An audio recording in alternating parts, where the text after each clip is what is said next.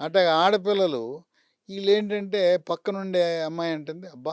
మా మీ ఆయన ఎంతసేపు చేస్తాడే అని అడుగుతది. మా 10 అంటది. ఏహే! మా ఆయన అరగంట అంటది. ఇయన్నీ అబద్ధాలు.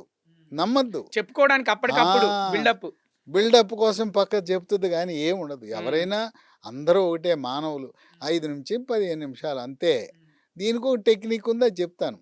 కనుక అట్టాగే అంటే ఈ లాంగివిటీ పెరగడానికి అంటే అంటే ఇప్పుడు ఎలాంటి జాగ్రత్తలు తీసుకోవాలి? ఏం చర్యలు ఎక్కువ తీసుకోవాలి? సేపు చేయాలంటే కొన్ని పద్ధతులనే పాటించాలి. హ్మ్. అంతేగాని ఈ బుస్సులు మాట్లాడుతుంటారు. హ్మ్. ఈ ఆడపిల్లలు, ఈ క్లాస్‌మేట్‌లు ఈ మాటల వల్లనే నా ఎక్కువ. మీ వాడేంటి, నీ భర్త ఏంటి, నా భర్త ఏంటి, నీ లవర్ ఏంటి, నా లవర్ ఏంటి కంపేర్ చేయటం ఇదన్నీ. హ్మ్.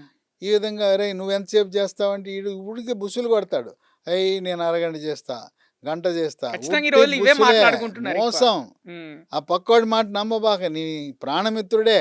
వాడు అబద్ధం చెప్తున్నాడు. అట్లాగే నిజాలుండవు. నీ ప్రాణ స్నేహితురాలు హ్మ్. అబద్ధం చెప్తాయి. నమ్మద్దు. ఇప్పుడు వీటికి టాబ్లెట్లు అవసరం లేదు. మన ఆరోగ్యం మన చేతిలో ఉంది. హ్మ్. ప్రకృతి మనకు అనుకూలంగా ఉంది.